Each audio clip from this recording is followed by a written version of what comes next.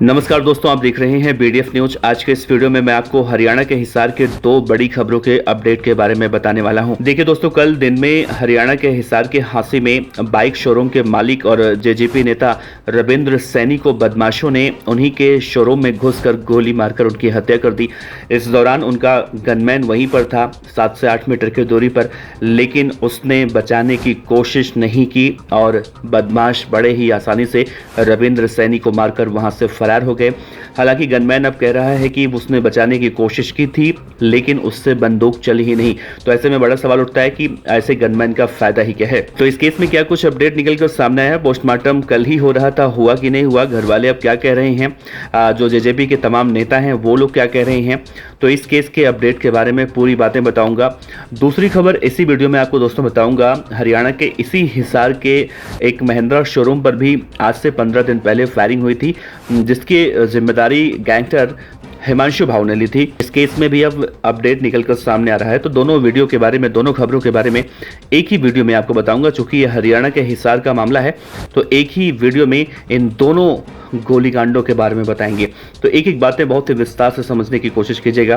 तो इस वीडियो के अंत तक बने रहिए। नमस्कार दोस्तों, मेरा नाम है देवनाथ पांडे और आप देख रहे हैं बीडीएफ न्यूज। तो देखिए दोस्तों, जैसा मैंने कहा कि कल दिन दहाड़े जेजेपी नेता रविंद्र सैनी की हत्या हुई और उस मामले में अब उनके परिवार वालों ने शव लेने से मना कर दिया है। आरोपियों की गिरफ्तारी क्योंकि अभी नहीं हो पाई है, परिवार के लोग कह रहे हैं कि सबसे पहले आरोपी की गिरफ्तारी होनी चाहिए, उसके बाद ही हम शव लेंगे।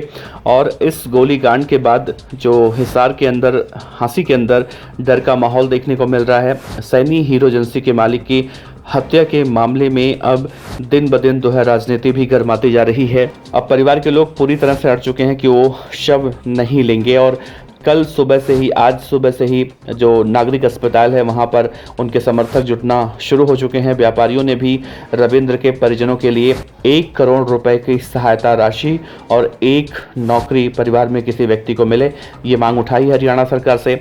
इस वारदात में आपको बताएं दोस्तों, तो 4 बदमाश शामिल थे, जिनमें से 3 बदमाश फायरिंग करने शोरूम पर आए थे, चौथा बिना नंबर की बाइक पर उन्हें भगा ले जाने में कामयाब हुआ। 3 बदमाशों के शोरूम की तरफ आते और वारदात के बाद भागते हुए सीसीटीवी फुटेज भी निकलकर सामने आया था।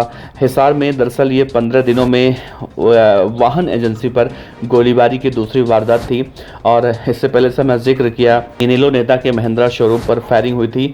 उस मामले में भी दोस्तों एक बड़ी अपडेट निकलकर सामने आई है और हरियाणा के स्पेशल टास्क फोर्स को इस मामले में, यानी ऑटो मार्केट के महिंद्रा शोरूम पर जो 24 जून को गोलीबारी हुई थी, 5 करोड़ रुपए की रंगदारी मांगी गई थी, उन बदमाशों के बारे में महत्वपूर्ण सुराग मिल चुके हैं।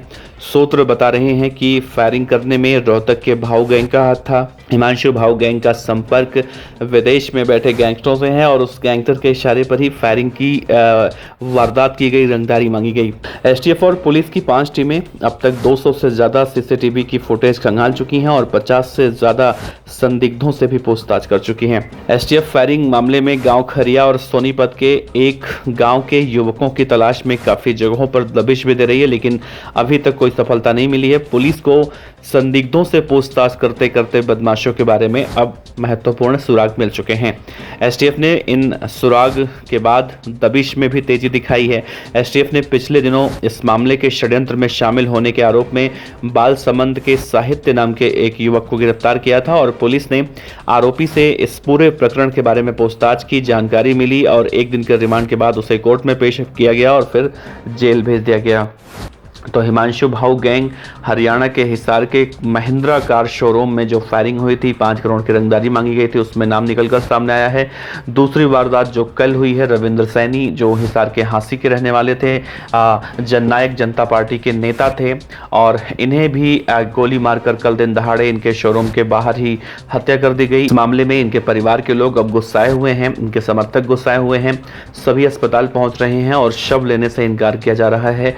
1 करोड़ रुपए की जो है सहायता राशि परिवार के लिए मांगी जा रही है सरकार से, और घर में किसी एक व्यक्ति को सरकारी नौकरी की भी मांग की जा रही है, और साथ ही आरोपियों की गिरफ्तारी। तो ये छोटा अपडेट था, मैंने आपसे सोचा साझा कर दूं, क्योंकि इस खबर को हम कल से ही लगातार आपसे बता रहे हैं। कल कुछ लोग ये दावा कर रहे थे कि इनकी हत्या में गनमैन शामिल नहीं है या शामिल है, इस तरह की बातें आ रही थी। हालांकि गनमैन का भी मीडिया से बातचीत करता हुआ एक वीडियो निकल कर सामने आया है, जिसमें वो कह रहा है कि मैं वहीं पर था, 8 मीटर की दूरी पर मौजूद था जब गोली चलाई जा रही थी, मेरे सामने सब कुछ हुआ, मैंने उन्हें बचाने की कोशिश तो की लेकिन बचा नहीं पाया, गोली चला नहीं पाया। ऐसे में बड़ा सवाल उठता है दोस्तों कि गनमैन एक प्रोफेशनल गनमैन था और उसके हाथ में एक अच्छी खासी बंदूक थी, हथियार था, और वो चला क्यों नहीं पाया। सबसे बड़ा सवाल है, क्या उसके हाथ में बंदूक था, वो चली नहीं, या वो बचाना नहीं चाहा। कई सारे ऐसे आम सवाल हैं जो लोगों के मन में अब कूद रहे हैं। अब पुलिस उन सभी सवालों के जवाब तलाशने के लिए गनमैन से भी पूछताछ की तैयारी कर रही है। फिलहाल पुलिस ने उन बदमाशों को पकड़ने के लिए नाकेबंदी तो कल ही कर दी थी, लेकिन अभी तक किसी भी बदमाश के गिरफ्तार होने की कोई भी सूचना नहीं मिली है। तो दोस्तों, आपका इस पूरे मैटर में, इस पूरे मामले में क्या कुछ कहना है, आप अपने विचार नीचे रख सकते हैं। आपका बहुत बहुत शुक्रिया।